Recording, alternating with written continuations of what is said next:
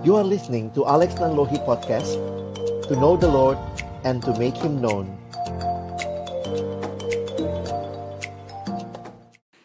Mari kita berdoa sebelum kita membaca merenungkan firman Tuhan.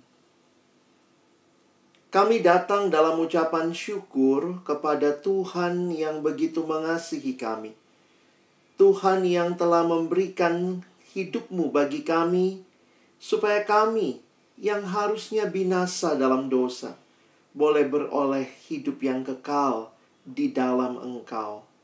Terima kasih juga hari ini kami boleh merayakan kebangkitan-Mu, Paskah, dan karena itu kami berdoa, memohon kiranya ketika kami akan membuka firman-Mu ya Tuhan, bukalah juga hati kami. Jadikanlah hati kami seperti tanah yang baik, supaya ketika benih firman Tuhan ditaburkan itu boleh sungguh-sungguh berakar, bertumbuh, dan berbuah nyata dalam hidup kami. Berkati hamba-Mu yang menyampaikan, setiap kami yang mendengar. Tuhan, tolonglah kami semua, agar kami bukan hanya jadi pendengar-pendengar firman yang setia, tapi mampukan dengan kuasa pertolongan dari Roh-Mu yang kudus, kami dimampukan menjadi pelaku-pelaku firman-Mu di dalam kehidupan kami, di dalam masa muda kami. Bersabdalah ya Tuhan, kami umat-Mu sedia mendengarnya dalam satu nama yang kudus, nama yang berkuasa, nama Tuhan kami Yesus Kristus. Kami menyerahkan pemberitaan firman-Mu. Amin. Shalom, selamat sore Bapak Ibu Guru dan juga adik-adik yang saya kasihi dalam Tuhan Yesus Kristus. Ada adik-adik siswa, adik-adik alumni, dan juga orang tua murid yang hadir dalam Paskah kita sore hari ini. Pertama-tama saya bersyukur kepada Tuhan untuk kesempatan ini. Dan saya tidak nyangka ya, sangat bersyukur boleh ketemu Pak Lukam lagi. Senang Pak, lihat Bapak tetap sehat, tetap mengabdi, dan kiranya terus boleh jadi berkat. Ingat lagi masa-masa di pelayanan di SMA 8, dan sering bersama Pak Lukam, beberapa kali kita retret gitu ya, satu kamar tidurnya gitu. Dan itu masa-masa tahun 2000-an, dan bersyukur juga Tuhan terus memelihara pelayanan baik di SMA 8, di SMA 90.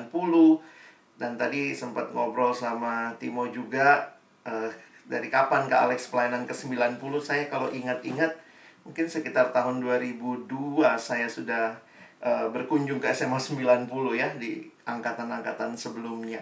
Nah, sangat bersyukur melihat bagaimana Tuhan memelihara kehidupan dan pelayanan kita.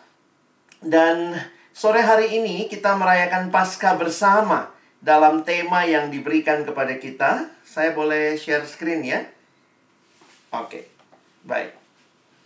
Saya siapkan satu presentasi buat kita. Jadi teman-teman nanti, saya panggil saya teman-teman ya, ada Bapak Ibu Guru semua. Kita akan melihat di dalam presentasi ini apa yang menjadi tema kita sore hari ini. Kita akan bicara Find the Way with God.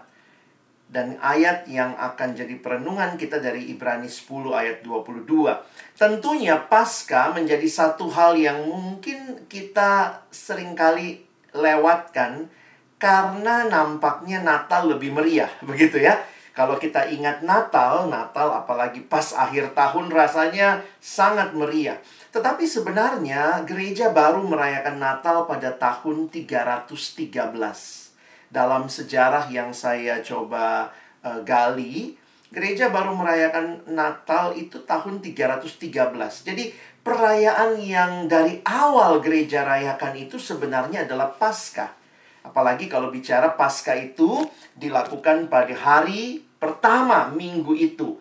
Jadi memperingati kebangkitan Kristus. Dan kita juga ibadahnya, orang Kristen beribadahnya pada hari Minggu, pada hari pertama minggu itu.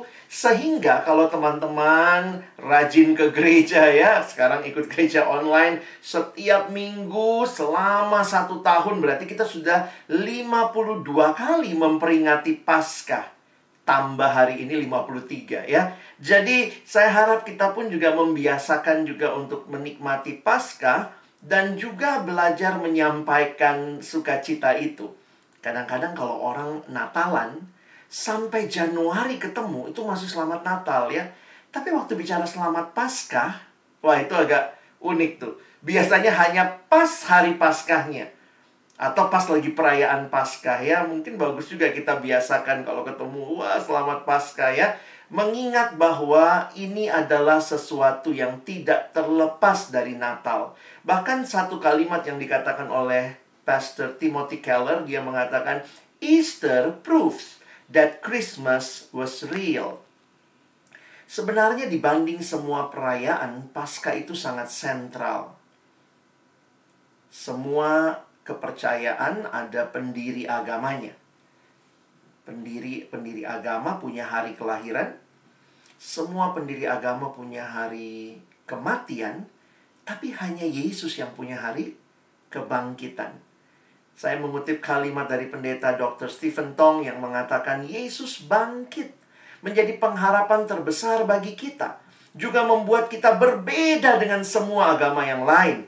Pendiri-pendiri agama-agama lain masih ada dalam kubur. Dan kuburnya disakralkan, dijadikan museum yang terbesar.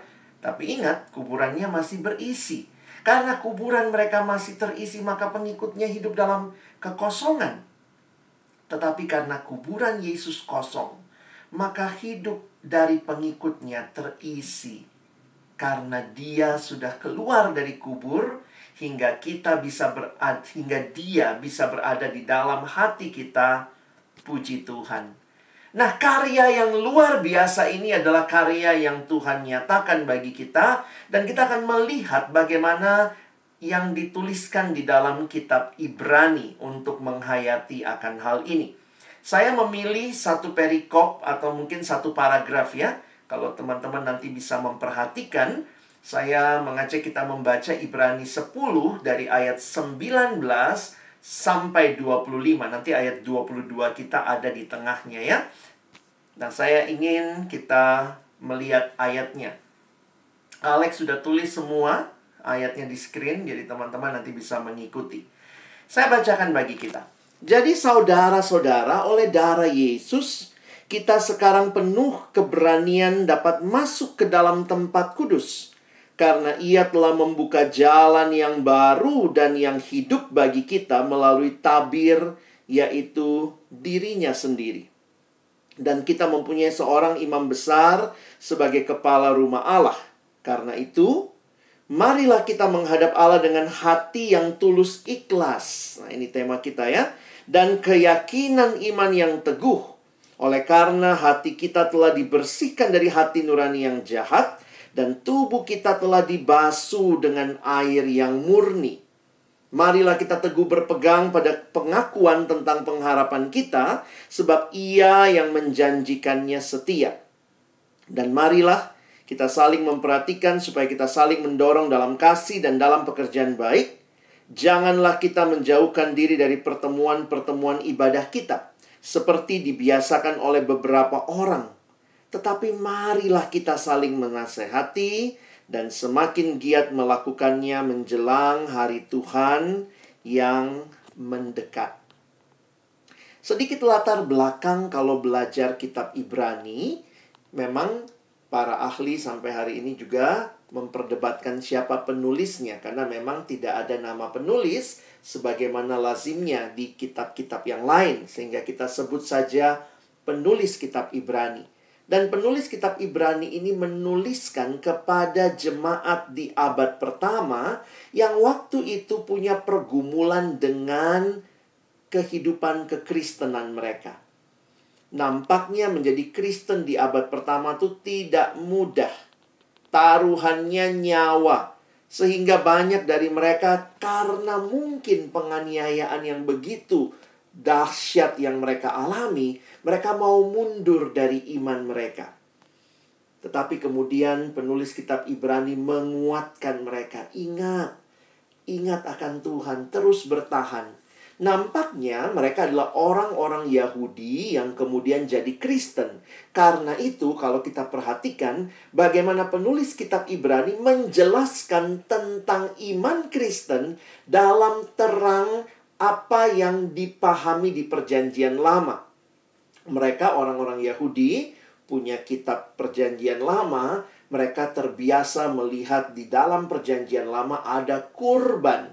Kalau datang kepada Tuhan harus bawa kurban. Lalu yang datang itu nggak bisa langsung ketemu Tuhan, harus lewat imam. Ada imam dan mereka punya tempat ibadah di mana mereka harus datang itu ya. Datang ke bait Allah untuk mempersembahkan kurban. Makanya laki-laki dewasa orang Yahudi 1 tahun 3 kali harus datang ke Yerusalem. Tempat bait Allah itu ada. Jadi teman-teman harus ingat konteksnya adalah Perjanjian Lama yang kemudian penulis Ibrani mau memberikan makna yang baru.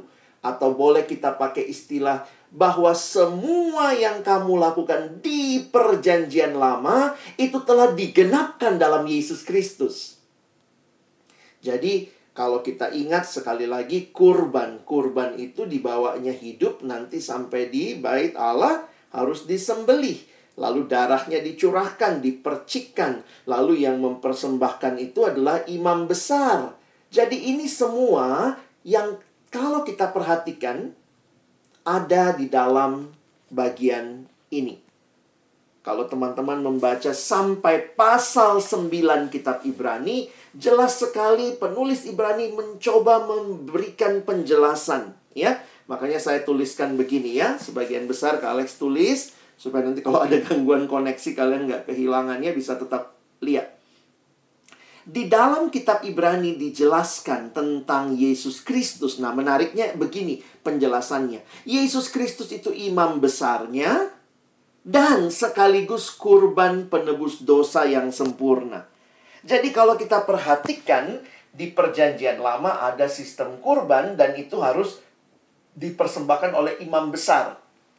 Imam besar ini masuk 1 tahun 1 kali. Dan dia akan datang kepada Allah di dalam ruang Maha Kudus. Yang boleh masuk ke ruang Maha Kudus cuma imam besar setahun sekali. Nah itulah yang dijelaskan di pasal-pasal Ibrani sebelumnya. Kalau kalian tertarik coba baca ya. Bahwa penulis Ibrani mau bilang imam besarnya itu digenapkan dalam Yesus. Tapi bukan hanya imam besarnya, tetapi kurban penebus dosa yang sempurna. Kalau di Perjanjian Lama mereka membawa kurbannya hewan. Memang menarik ya. Sejak Perjanjian Lama kita tahu kurban itu harus darahnya tercurah. Karena darah itu sebagai lambang penebusan dosa.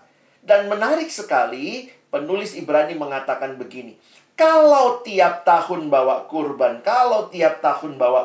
berarti kurban sebelumnya nggak diterima dong. Sekarang bawa lagi, tahun depan datang lagi. Berarti kurban itu bukanlah segala-galanya, karena kurban tidak bisa menghapus dosa. Makanya di dalam Ibrani, kalian nanti lihat pasal 8, pasal 9, dia katakan, tidak mungkin darah lembu jantan menghapuskan dosa. Berarti kita menunggu kurban yang sempurna. Nah, inilah yang digenapkan di dalam kehadiran Yesus. Dia imam besarnya, tapi pada saat yang sama dia juga kurban penebus dosa yang sempurna. Ada 3 hal yang bisa kita perhatikan dari ayat yang kita baca tadi. Ya. Yang pertama tentang apa yang Yesus sudah lakukan. Yang pertama dikatakan darah Kristus membawa kita masuk ke tempat kudus. Itu ayat 19. Jadi saudara-saudara, oleh darah Yesus kita sekarang penuh keberanian dapat masuk ke tempat kudus. Karena darah Kristus, kita yang percaya kepadanya disucikan, diperdamaikan dengan Allah, dan dilayakkan masuk ke hadirat Allah. Kalau dulu harus ke Yerusalem, harus datang, lokasinya tertentu, waktunya setahun 3 kali, maka penulis Ibrani mau mengatakan, no, sekarang karena darah Kristus, kita dapat masuk dengan penuh keberanian. Kenapa dipakai kata keberanian? Di dalam tradisinya pada waktu itu, kalau imam besar masuk mempersembahkan kurban, itu seluruh umat nunggu di luar dengan takut. Ini diterima nggak ya kurbannya ya? Diterima nggak ya kurbannya? Sehingga itu satu situasi yang tidak nyaman ya. Menunggu apakah kurban ini diterima Allah atau tidak. Makanya begitu dikatakan Yesuslah kurban yang sempurna, penulis Ibrani langsung mengatakan sekarang dengan penuh keberanian, tidak kayak di perjanjian lama takut-takut nunggu kurbannya diterima atau tidak. Ini sudah pasti diterima. Karena darah Yesus memperdamaikan kita dengan Allah. Lalu apalagi gambaran yang dia berikan? Perhatikan yang kedua ya.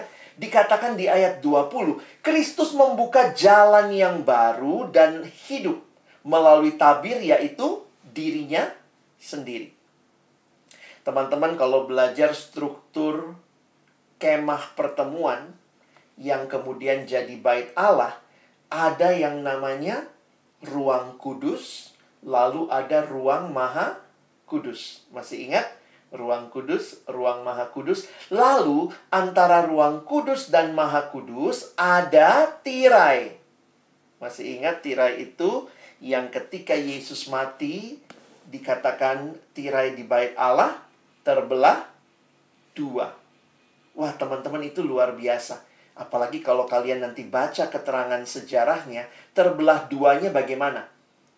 Bisa aja dong ya, ada anak-anak berdua main, satu narik sini, satu narik sana. Tuh, sobek dah tirai gitu ya. Tapi logikanya, Alkitab menuliskan, tirai itu terbelah dua dari atas ke bawah. Bisa lihat logikanya? Kalau dari bawah ke atas, namanya juga tirai, pasti jepitannya di atas. Dari bawah bisa tarik, bisa sobek begitu. Tetapi Alkitab menulis ketika Yesus mati, maka tabir bait Allah itu terbelah dua.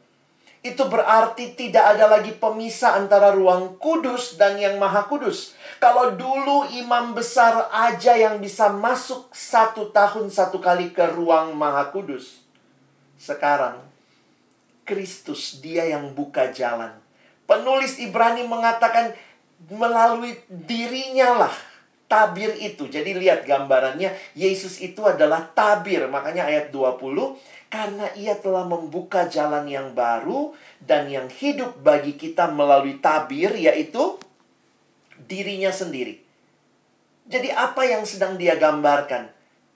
Kematian Kristus. Dirinya yang dia serahkan, artinya tubuhnya, dagingnya sendiri. Jelas ini menunjukkan kematiannya di atas kayu salib. Jadi tubuh Yesus dikorbankan di kayu salib adalah tabir yang melaluinya manusia boleh masuk ke hadapan Allah.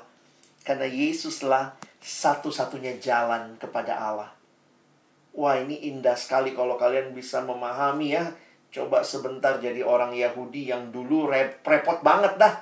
Mesti datang bawa kurban. Lalu kalau bawa kurban bukan dia lagi yang boleh masuk. Yang masuk cuman imam besar. 1 tahun cuman 3 kali boleh masuk. Sambil dia masuk semua nunggu ketakutan diterima atau tidak. Tetapi di dalam Kristus dia jadi imam besarnya.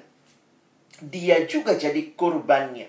Dan tubuhnya itu dikatakan seperti tirai, tabir yang melaluinya manusia boleh masuk kepada Allah. Dan yang ketiga, kalau kalian perhatikan ya, Kristus adalah imam besar, yaitu kepala rumah Allah. Dan kita mempunyai seorang imam besar sebagai kepala rumah Allah. Artinya apa? Artinya, selain jalan kepada Allah, Yesus Kristus jugalah yang dapat mempertemukan manusia dengan Allah dan membangun komunikasi yang akrab dengan Allah secara bebas. Teman-teman, kita nggak bisa tutup mata bahwa inilah yang Yesus lakukan buat kita. Ketika Yesus datang ke dalam dunia, ingat dia tidak datang studi tour, studi banding, pengen lihat-lihat. Dia datang untuk satu misi yang agung, yaitu mendamaikan kembali manusia dengan Allah dan juga manusia dengan sesamanya. Dan dia lakukan itu melalui karyanya di kayu salib. Teman-teman yang dikasihi Tuhan, makin menyadari karya Kristus, kita makin sadar betapa luar biasa mengerikannya dosa. Karena untuk membayar hukuman dosamu dan dosaku, Anak Allah menyerahkan nyawanya. Tuhan serius dengan dosa. Saya harap kita tidak jadi anak-anak yang menikmati dosa. Tuhan serius dengan dosa. Karena untuk menyelesaikan dosa kita, Dia serahkan anaknya. Dan apa yang bisa kita perhatikan? Saya tuliskan begini ya.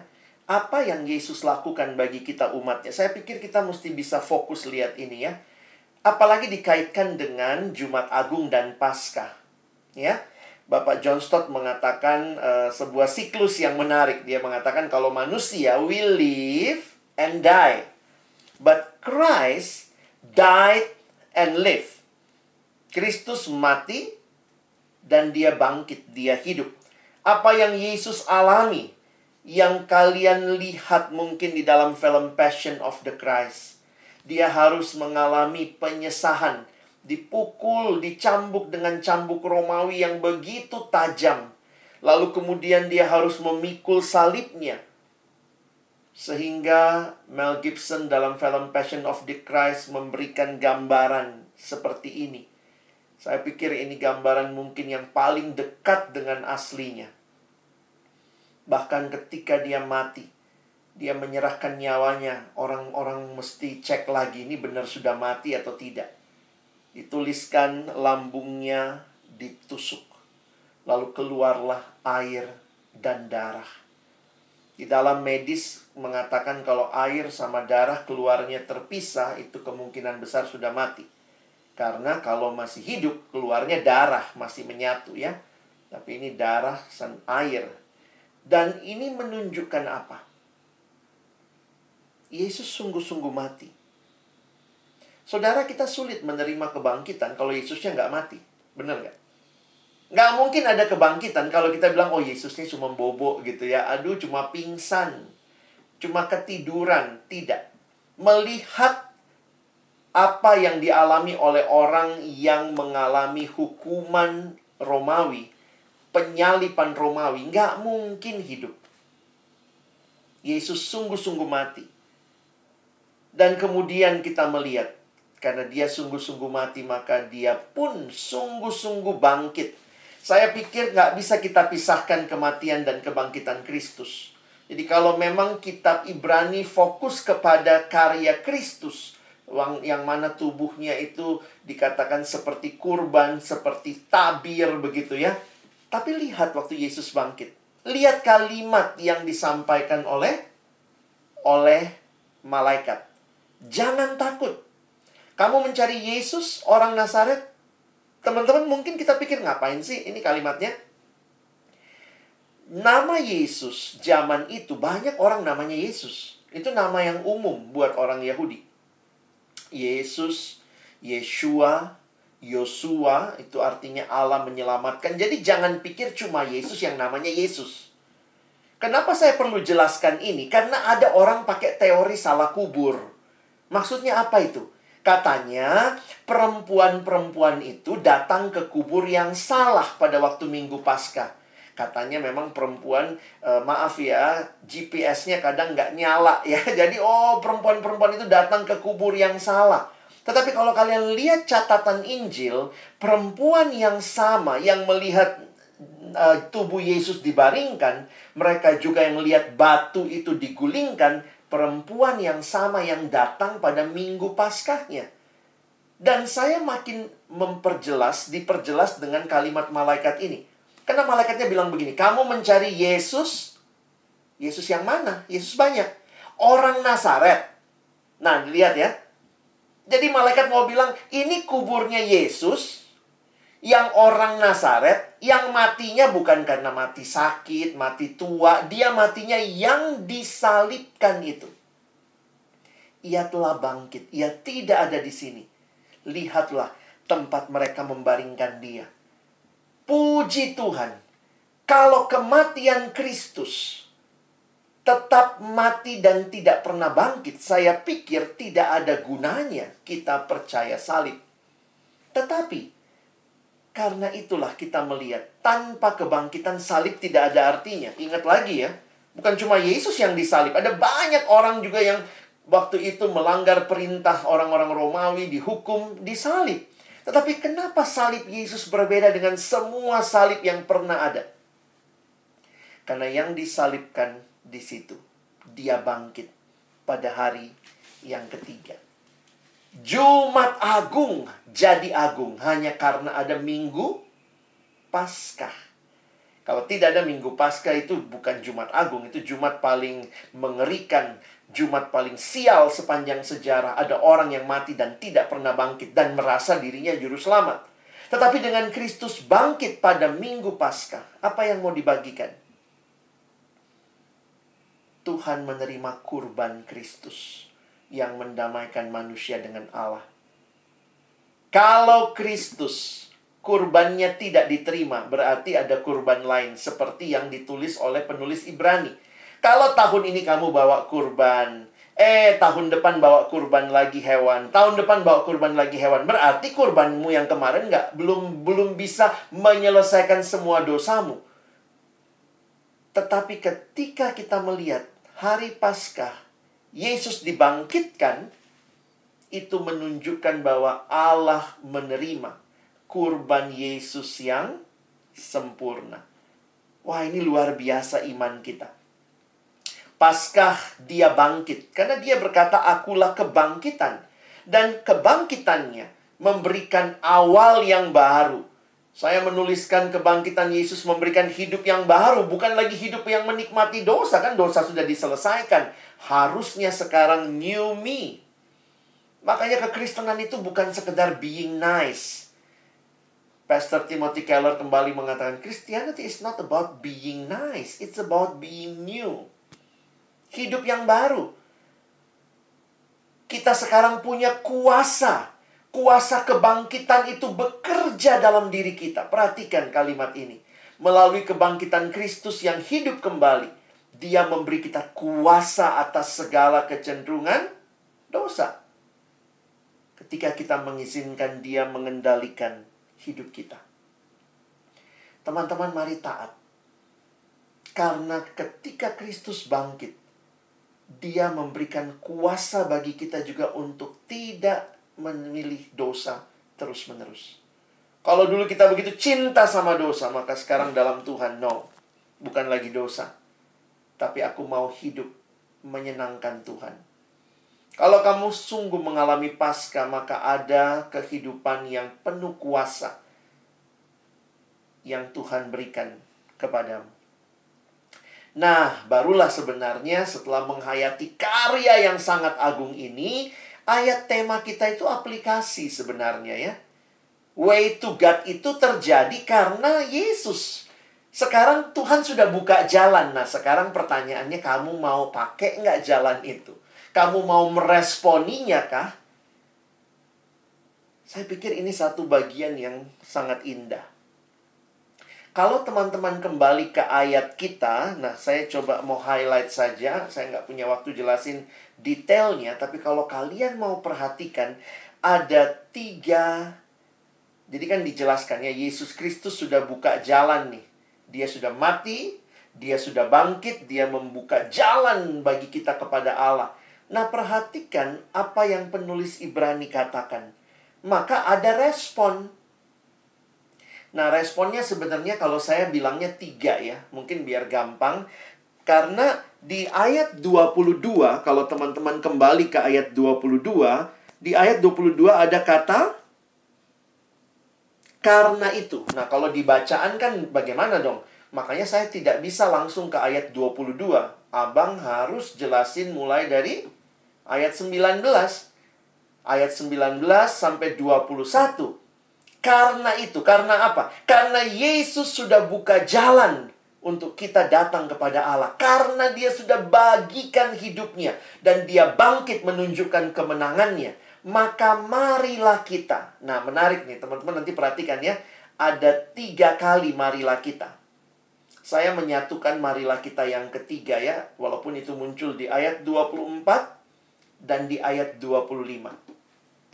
Marilah kita, marilah kita, marilah kita. Penulis Ibrani tidak mau kita hanya jadi orang yang tahu Yesus mati, tahu Yesus bangkit, tetapi alami kebangkitannya. Alami dalam hidupmu. Teman-teman, semua orang bisa bicara, Yesus mati. Semua orang bisa ngomong, Yesus bangkit, Yesus mati. Tapi kita yang percaya, kita bisa berkata apa? Yesus mati bagiku. Yesus bangkit bagiku. Yesus dan aku ada hubungannya. We have a way to God in Christ. Karena itu marilah kita. Ada 3 hal yang digambarkan di sini. Yang pertama, kita lihat, marilah kita apa? Marilah kita, ini tema kita ya. Marilah kita menghadap Allah. Ayo, cari Tuhan sungguh-sungguh. Dia sudah buka jalan untuk engkau dan saya. Karena itu, marilah kita menghadap Allah dengan hati yang tulus ikhlas dan keyakinan iman yang teguh. Oleh karena hati kita telah dibersihkan dari hati nurani yang jahat dan tubuh kita telah dibasuh dengan air yang murni. Saya ingin fokus kepada kata iman sebenarnya. Mari percaya. Iman itu kan artinya percaya. Percaya jangan ragu. Jadi pertanyaannya begini, Yesus sudah mati bagimu, Dia sudah bangkit bagimu, percayakah engkau bahwa Dia sudah memberikan kuasa untuk kita hidup benar? Karena hati kita udah dibersihkan. Kalau dulu hati kita penuh dengan dosa, penuh dengan kecemaran, maka dalam Kristus kita punya iman yang teguh. Apa itu iman? Di Ibrani 11 ayat 1 dijelaskan. Iman adalah dasar dari segala sesuatu yang kita harapkan dan bukti dari segala sesuatu yang tidak kita lihat. Tidak ada dari kita yang hadir waktu Yesus disalib. Nggak ada dari kita yang hadir hari Minggu Paskah waktu Dia bangkit. Tetapi dalam iman kita percaya bahwa benar-benar Dia mati dan Dia bangkit. Roh Kudus membawa kita mengalami pengalaman ini. Sehingga itu bukan cuma fakta sejarah, tetapi jadi pengalaman iman. Karena itu ayo pegang teguh iman ini. Hold fast dalam iman. Sekarang kita lihat. Marilah yang kedua. Karena itu marilah kita teguh berpegang kepada pengakuan tentang pengharapan kita. Sebab Ia yang menjanjikannya setia. Wah, ini bicara pengharapan. Teman-teman, ada ayat yang menarik juga di dalam 1 Petrus pasal 1 ayat yang ketiga. Karena juga bicara pengharapan. Dan lebih khusus lagi, pengharapan yang dibawa oleh kebangkitan Yesus. Coba baca ayatnya. Terpujilah Allah dan Bapa Tuhan kita Yesus Kristus yang karena rahmat-Nya yang besar telah melahirkan kita kembali oleh kebangkitan Yesus Kristus dari antara orang mati kepada suatu hidup yang penuh pengharapan. Wah, ini indah sekali teman-teman. Kalau kita menghayati waktu dulu hidup dalam dosa, itu siklusnya jelas. Lihat, siklus hidup manusia dalam dosa apalagi lahir, hidup, mati. Cuma itu hidup. Lahir, hidup, mati. Lahir, hidup, mati.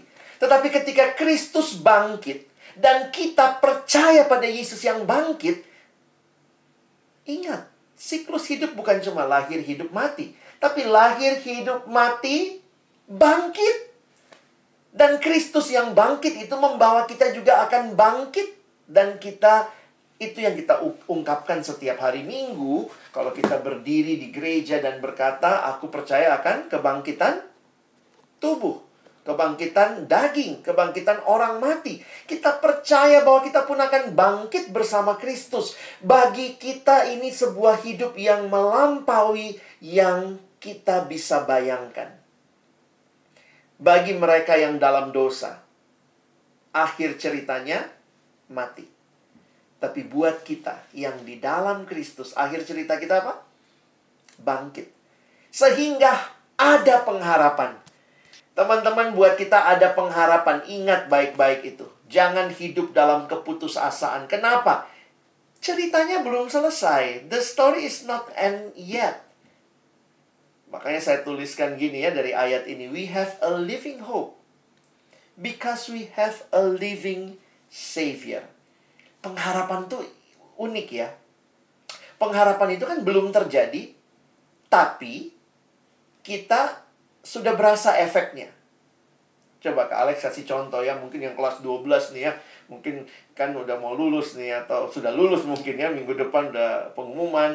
Lalu mungkin mau kuliah apa. Bisa jadi begini ya, anggaplah ada orang tua yang janji sama anaknya. Nanti kalau lulus, kelas 12, kita jalan-jalan ke Eropa. Dalam mimpi aja nih ya, karena masih lockdown ya. Nanti kalau kamu lulus, jalan-jalan ke Eropa. Nah, teman-teman, jalan-jalan ke Eropanya belum kejadian. Itu pengharapan. Tetapi pengharapan itu bukan hanya buat nanti. Tetapi pengharapan itu punya efek dari sekarang.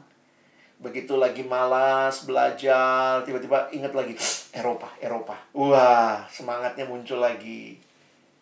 Demikian juga dengan hidup kita. Pengharapan yang kekal Tuhan berikan kepada kita.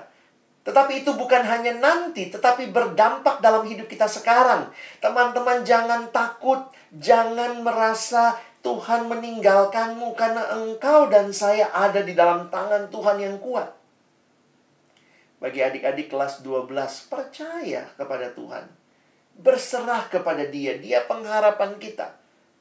Bagi kalian, ini masa pandemi ini banyak yang mengalami pergumulan dan luka-luka, bahkan mungkin kehilangan orang yang dikasihi.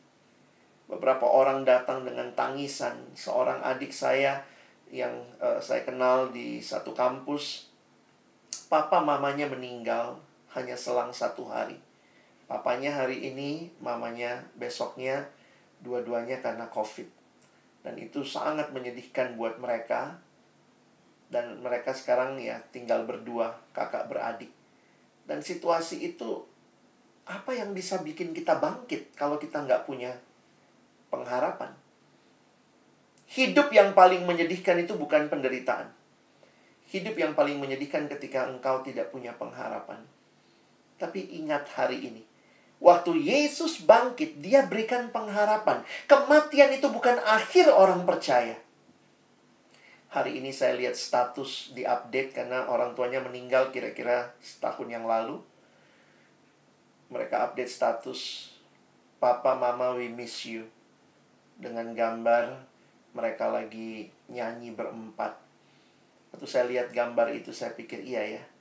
Mengapa kita bisa bilang we miss you? Karena kita percaya satu waktu nanti kita akan berkumpul dengan orang-orang yang kita kasihi yang ada di dalam Tuhan. Puji Tuhan, iman kita tuh bukan selesai di kuburan. Kalau mungkin agama-agama yang lain bicara selesainya di kuburan, ya karena pendiri agamanya masih ada di situ. Tapi Kristus bangkit, saudara. Dia nggak ada, kuburnya kosong. Sehingga kita punya pengharapan. Jangan takut. Dan pengharapan itu bahkan menolong kita melampaui pergumulan-pergumulan yang sulit. Tentu ada kesulitan hidup, ada. Kalimat ini jadi indah. Christ's resurrection not only give you hope for the future, but hope to handle your scars right now. Pengharapan untuk mengatasi luka-luka yang sekarang kita alami karena dunia yang sudah jatuh dalam dosa. Because He lives, we can face tomorrow. Ayo teman-teman, Yesus sudah mati tapi bangkit. Karena itu marilah kita teguh dalam iman. Itu yang pertama tadi, tema kita. Karena itu marilah kita teguh dengan pengharapan. We can face tomorrow. Kalau sudah ada iman, sudah ada pengharapan, harusnya ada apa lagi nih? Ini trilogi yang biasa muncul di Alkitab. Benar ya? Kasih. Wah, ini semua ada di ayat ini loh. Iman itu kepada Allah, pengharapan akan janji Allah, dan kasih kepada sesama. Wow, kebangkitan Yesus yang kita pelajari dari Ibrani 10 hari ini. Mari kita beriman, mari kita berpengharapan, mari kita hidup dalam kasih. Jelas itu muncul di ayat 24. Dan marilah kita saling memperhatikan supaya kita saling mendorong dalam kasih dan dalam pekerjaan baik. Pendeta John Stott mengatakan sebagaimana ikan dibuat untuk air, umat manusia dibuat untuk kasih, untuk mengasihi Allah dan mengasihi sesama. Teman-teman, kalau kita mengalami Paskah, ayo kita belajar juga mengasihi satu sama lain. Di Alkitab, salah satu kata yang paling juga banyak di-mention ya, itu kata saling. Ya, kalau Inggris mungkin one another. Kalian bisa lihat ya, bisa cek tuh. Ternyata kehidupan Kristen kita bukan kehidupan sendirian. Makin kita bangkit, kita alami Kristus yang bangkit, kita makin rajin bersekutu. Rokris, rokat, ini tempat kita beribadah, tempat kita bertumbuh. Kita tidak sedang terpisah. Harusnya ini jadi wadah di mana teman-teman bangun hidupmu. Imanmu bertumbuh, pengharapanmu bertumbuh, kasihmu meluap. Saling mengaku dosa, saling mendoakan, saling melayani, saling mengasihi. Ini yang Tuhan mau dari hidup kita. Kurang banyak nih, ya. Oh, kurang banyak, Kak. Nih, Kak Alex tambahin. Nanti screenshot, baca sendiri, lihat ayat-ayatnya. Banyak sekali di Alkitab bicara tentang saling. Karena itu seorang teolog bernama Eugene Peterson, dia ingatkan tentang komunitas. Kita adalah sebuah komunitas. Kita tidak pernah hidup sendiri dan bagi diri sendiri. Kita dilahirkan di dalam komunitas, kita tinggal di dalam komunitas, kita meninggal di dalam komunitas. Natur manusia bukanlah untuk hidup menyendiri. Tidak heran muncul ayat terakhir. Ini ayat kan kita sering, kalau ada yang malas persekutuan, malas datang rokris, rokat, dikasih ayat ini ya. Tapi waktu kalian lihat baik-baik. Ayat ini terjadi hanya karena Yesus sudah mati dan bangkit. Karena dia sudah mati dan bangkit, marilah kita jangan menjauhkan diri dari pertemuan ibadah kita seperti dibiasakan oleh beberapa orang. Jadi dari dulu juga banyak yang males ya. Seperti dibiasakan. Ada juga yang membiasakan diri, nggak usah datang, gitu ya.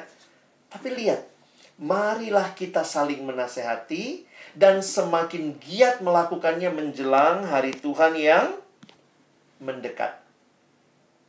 Jadi saya berharap aplikasi sore hari ini nih banyak ya. Imanmu sungguh-sungguh percaya sama Tuhan, yakin bahwa Yesus bangkit dan kamu tidak lagi hidup dalam dosa. Kamu punya pengharapan, jangan takut dengan masa depan. Ada Tuhan di sana berjalan mendahuluimu. Kematian bukan akhir segalanya. Dia bangkit. Dan ada kasih. Karena Tuhan tidak hanya mau, oh saya mengasihi Tuhan. Tapi bagaimana relasimu dengan sesama? Makanya kalau kita sungguh-sungguh alami Paskah, pasti ada perbedaan. Pasti ada perbedaan. Belajarmu beda ya. Kalau dulu nyontek mungkin seneng gitu ya. Ini lagi PJJ begini gimana juga ya. Ada juga yang bisa cari celah ya. Copy paste tugas gitu. Belajarmu akan berbeda. Kamu tidak sekadar belajar untuk nilai, tapi kamu belajar untuk mengerti, memberikan yang terbaik kepada Allah. Bergaulmu juga beda. Bukan bergaul yang mempermalukan Tuhan. No. Saya mau hidup mempermuliakan Tuhan. Kalau ada Bapak Ibu yang juga mengalami Paskah, Bapak Ibu guru, orang tua, cara bekerja kita beda. Kita bekerja memberi yang terbaik kepada Tuhan. Dan juga bahkan hidup rumah tangga kita berbeda.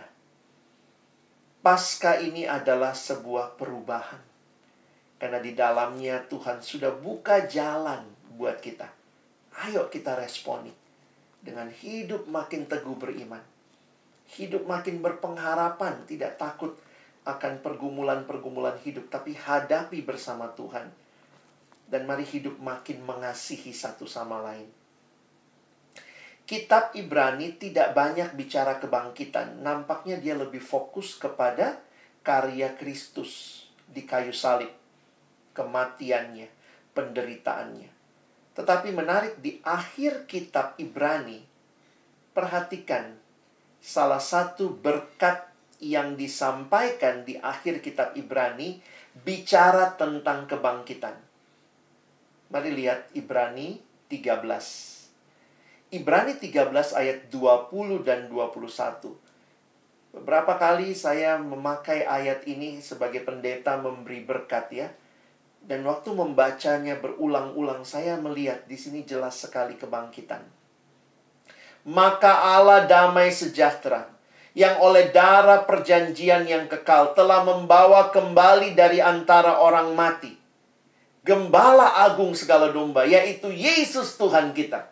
Atau dengan kalimat lain, maka Allah damai sejahtera yang telah membangkitkan Yesus. Ayat 21, lihat berkatnya ya.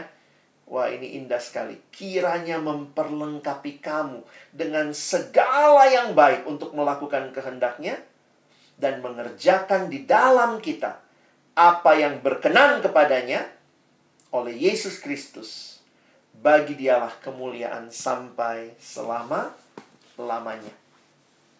Saya rindu hari ini kita tidak hanya sama-sama merayakan Paskah.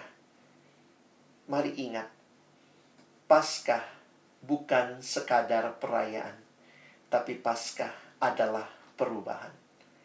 Selamat Paskah, Bapak Ibu, guru, orang tua murid, adik-adik siswa, alumni. Biarlah Paskah kali ini benar-benar membawa perubahan hidup. Yesus sudah buka jalan. Hiduplah dalam iman, dalam pengharapan, dan kasih. Find the way with God. Hiduplah bagi Dia. Mari kita berdoa. Tuhan, terima kasih kalau kami kembali merayakan Paskah. Kiranya ini bukan sekadar perayaan yang rutin harus dilakukan sebagai hari-hari besar keagamaan, tetapi sebagai momentum kami merefleksikan diri kami. Bagaimana sudah hidup kami sejauh ini? Kalau Engkau sudah mati dan bangkit buat kami, masihkah kami hidup di dalam dosa, menikmati kedagingan kami? Mungkin masih ada yang terbelenggu dengan dosa-dosa yang dinikmati selama ini. Kebohongan, iri hati, dengki, dendam, pornografi, pacaran tidak seiman, terbelenggu dengan nyontek, terbelenggu dengan seks bebas, terbelenggu dengan rokok, terbelenggu dengan hal-hal yang kami tahu tidak menyenangkan Tuhan. Kami berdoa sungguh Tuhan, masa muda kami cuma 1 kali, dan biarlah kami yang mengalami kematian dan kebangkitan-Mu boleh bangkit dan mempersembahkan seluruh masa muda kami bagi Tuhan. Berdoa bagi teman-teman kelas 12 secara khusus. Berikan mereka terus keteguhan hati dan pengharapan bahwa di dalam Tuhan ada masa depan yang indah. Hamba berdoa bagi adik-adikku ini, baik yang sudah mendapat jurusan di kuliah maupun yang masih harus berjuang dengan segala jenis tes masuk universitas. Biarlah Tuhan tolong mereka belajar dengan baik dan berharap bersandar kepada Tuhan. Dan berkati juga kami bukan hanya jadi orang-orang yang terlihat jelas mengasihi Tuhan dalam ibadah-ibadah kami, tapi biarlah ketika kami saling memperhatikan satu sama lain, saling mengasihi satu sama lain, orang boleh melihat Yesus yang bangkit itu melalui hidup dan kesaksian kami. Terima kasih Tuhan. Kami bersyukur, tolong seluruh rangkaian acara sampai selesai nanti, biarlah kami boleh mengikutinya dengan baik. Kami bersyukur, menutup firman-Mu dalam nama Yesus kami berdoa. Amin.